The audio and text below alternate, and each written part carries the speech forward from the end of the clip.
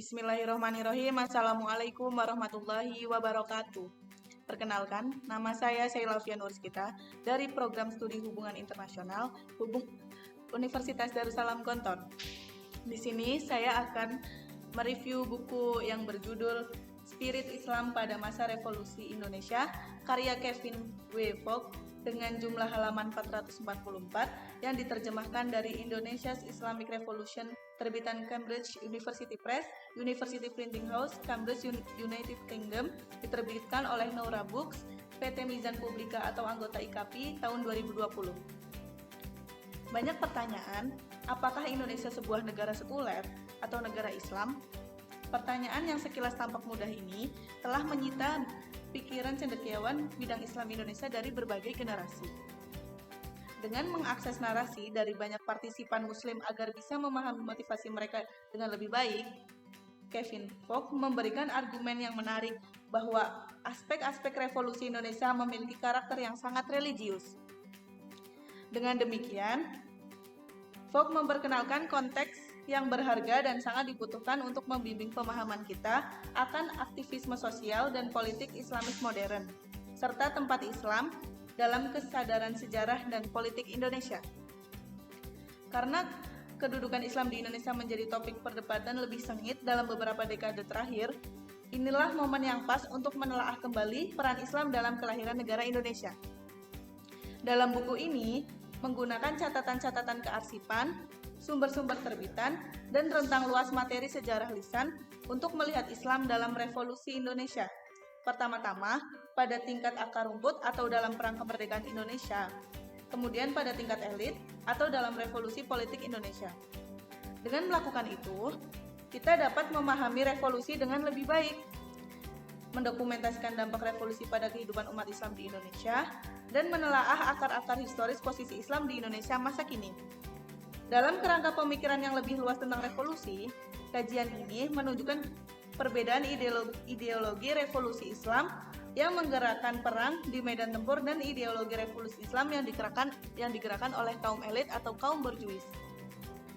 Selain itu, dalam buku ini, Kevin W. Fogg berhasil merekonstruksi sejarah gerakan-gerakan Islam yang turut serta membentuk revolusi Indonesia, baik di akar rumput maupun di kalangan elit politik. Menyelami berbagai sumber sejarah, baik arsip maupun lisan, dengan teliti, Fogg berhasil menunjukkan bahwa kaum santri di Indonesia memahami revolusi sebagai perjuangan religius. Buku ini sangat penting dibaca guna memahami masa lalu Indonesia dan bayang-bayangnya di masa kini. Dengan demikian, dalam buku ini ada beberapa tema kajian di dalamnya, diantaranya yang pertama yaitu Islam dalam Perang Kemerdekaan Indonesia yang terdiri dari 5 judul yaitu Seru-seruan Islam untuk aksi ulama, organisasi, dan laskar Islam. Yang kedua ada Magi, Jimat, dan Kerasukan. Dan yang ketiga revolusi sosial, dan yang keempat Darul Islam. Kemudian tema yang kedua yaitu Islam dalam Pusara Revolusi Politik Indonesia yang terdiri dari 7 judul, yaitu yang pertama ada kontroversi Piagam Jakarta, yang kedua pembentukan Masyumi, yang ketiga Kementerian Agama, yang keempat naiknya kaum sosialis Islam, yang kelima partai-partai Islam regional, kemudian keluarnya PSII dan keretakan pertama Masyumi, kemudian diplomasi Islam dan penutup. Namun, kali ini saya akan meng-highlight atau lebih akan menjelaskan secara sedikit rinci atau mengenai judul diplomasi Islam. Dalam dunia politik, ada satu area di mana pergolakan yang terjadi tidak terkoordinasi dan semangat religius Muslim untuk mendukung revolusi dengan cara-cara Islam yang bersinggungan dengan konsekuensi besar bagi keberhasilan revolusioner Indonesia, yaitu diplomasi. Ketika masa revolusi, negara Indonesia belum mempunyai infrastruktur di luar negeri untuk mempromosikan posisinya ke negara-negara lain. Celah ini diisi mula-mula oleh orang-orang Indonesia yang kebetulan berada di luar negeri. Di negara-negara Timur Tengah, tempat di mana banyak ribuan orang Indonesia tinggal tahun 1940-an, hal ini memunculkan suatu jenis diplomasi Islam oleh para mahasiswa dan sarjana Muslim di sana. Diplomasi Islam ini begitu berhasil sehingga menghasilkan pengakuan de jure pertama negara Indonesia oleh negara asing dan membantu menaikkan posisi negara dalam perselisihan dengan Belanda di Perserikatan Bangsa-Bangsa. Jadi, meskipun diplomasi adalah bagian penting dari revolusi politik untuk mencapai kedaulatan Indonesia, diplomasi mengambil ciri-ciri perjuangan Islam akar rumput dalam perang kemerdekaan. Narasi ini mematahkan pandangan mapan politik luar negeri Indonesia yang tidak mengakui adanya pengaruh Islam dari sejak awal atau paling banter melihat Islam hanya sebagai faktor pendorong kecil, bukan sebagai unsur bangunan diplomasi Indonesia. Disinilah para aktivis Muslim menjalankan diplomasi Islam di dunia Arab, dan mereka menggunakan persaudaraan Islam sebagai pilar utama ikhtiar mereka. Dalam masa revolusi, Islam menjadi slogan penggalangan kekuatan yang penting dan menjadi titik solidaritas untuk membangun kontak-kontak diplomatik pertama di Indonesia. Kelompok-kelompok Indonesia menggalang upaya di Kairo, Mekah, dan tempat-tempat lain untuk mendorong pemerintahan asing agar mendukung perjuangan Indonesia. Upaya-upaya di Kairo adalah yang istimewa dalam hal konten Islam dalam hal keberhasilannya. Upaya di sana menghasilkan pengakuan dari Liga Arab, kemudian Mesir, dan beberapa negara-negara Arab lainnya. Pengakuan dari negara-negara Arab ini penting bagi Indonesia. Dengan demikian, diplomasi Islam yang membantu hubungan luar negeri Indonesia selama masa revolusi mencerminkan suatu pemahaman keagamaan tentang negara yang dipegang oleh para aktivis mahasiswa di luar negeri. Fakta bahwa ini menjadi unsur bangunan dari keberhasilan diplomatik terbesar yang dicapai pada tahun-tahun pertama. Negara menunjukkan bahwa mentalitas revolusi Islam akar rumput yang terlihat dalam perang kemerdekaan tidak sepenuhnya terpisah dari revolusi politik di kalangan elit atau kalangan borjuis itu. Kemudian ada diplomasi Islam akar rumput.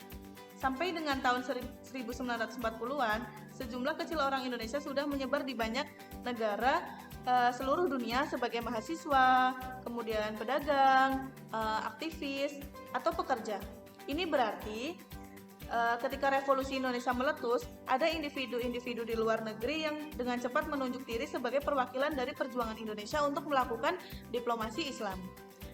Sebagaimana yang terjadi di Australia, orang-orang Indonesia yang sudah mengasingkan diri di negara itu mendapat dukungan dari gerakan buruh secara keseluruhan. Orang-orang Indonesia juga menggarap perjuangan negara baru itu di Amerika Serikat seperti Republik Ceko dan Timur Tengah. Jumlah orang Indonesia di Timur Tengah lebih besar dibanding di wilayah-wilayah lain. Meningkatnya keterkaitan dunia Islam pada periode ini turut memfasilitasi kenaikan pesat jumlah orang Indonesia yang pergi haji ke Mekah atau untuk belajar di Hijaz, Kairo, dan majelis-majelis belajar lain. Namun, meski berada jauh dari kampung halaman, hubungan mereka tidak terputus. Tahun 1920-an dan 1930-an, para mahasiswa Indonesia yang berada di Kairo sangat aktif dalam kegiatan organisasi-organisasi nasionalis dan hingga menerbitkan jurnal-jurnal berbahasa Melayu tentang agama dan isu-isu politik. Dengan fondasi ini, tak mengejutkan bahwa orang-orang Indonesia di dunia Arab sangat aktif mempromosikan Indonesia selama masa revolusi. Tema kunci yang mereka gunakan untuk upaya-upaya diplomatik Indonesia adalah Ukhuwah Islamiyah atau persaudaraan Islam. Persaudaraan sebagai sebuah doktrin menekankan persahabatan seluruh muslim yang dijalin melalui kesamaan keyakinan, keagamaan mereka, dan kewajiban untuk saling membantu. Meskipun ini tentu bukan satu-satunya persamaan umum antara Indonesia dan dunia Arab atau anti-kolonialisme juga marak di kedua tempat.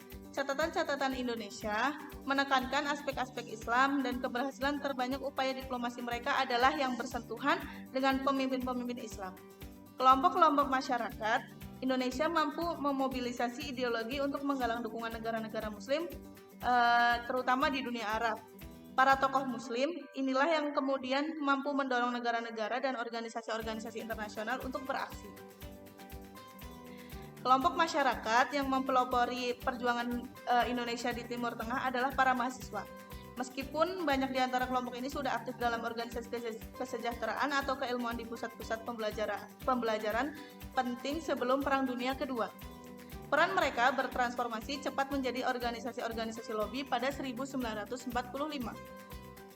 Jadi elemen penting dalam kelompok-kelompok itu membangun solidaritas di antara para anggotanya dan memberi basis teologis bagi semangat untuk membebaskan Indonesia dari kekuasaan kolonial non-Muslim. Islam juga penting untuk memperkuat diri bagi anggota di luar koordinasi. Kemudian, ketika memulai upaya-upaya untuk meningkatkan profil perjuangan nasional mereka, kelompok-kelompok ini kerap menggunakan simbol-simbol Islam. Misalnya dalam bulan-bulan terakhir 1945, masyarakat Indonesia di seluruh wilayah itu meyakinkan masjid-masjid di negara-negara Arab mendirikan sholat-sholat khusus untuk arwah syuhada Indonesia di Surabaya. Setelah pertemuan besar, taktik serupa dijalankan belakangan saat kematian ulama Islam terkemuka di Surabaya, seorang tokoh Muhammadiyah, Kiai Haji Mas Mansur. Komite Kairo menjadikannya poin propaganda merendahkan peri kemanusiaan Belanda dan sekutunya Inggris, bahwa korban semacam itu bisa terjadi di bawah pengawasan mereka. Para mahasiswa dalam organisasi itu dilaporkan menulis surat kabar lokal Mesir menghadiri pertemuan-pertemuan politik di Kairo dan menemui tokoh-tokoh politik penting untuk meminta dukungan mereka bagi kemerdekaan Indonesia. Dengan sungguh-sungguh, mereka menggunakan Islam sebagai faktor mobilisasi. Saat menyampaikan pesan ke para menteri luar negeri Arab ketika revolusi dimulai, para mahasiswa Indonesia sengaja menyebut Islam dengan menggambarkan negara mereka. Seperti tokoh mahasiswa M. Zain Hasan berbicara tentang Indonesia sebagai negara 70 miliar, di antara mana 90% tersusun dari kaum muslimin atau setara dengan negara Islam Timur ini. Mungkin cukup sekian review buku dari saya. Semoga bermanfaat. Terima kasih. Wassalamualaikum warahmatullahi wabarakatuh.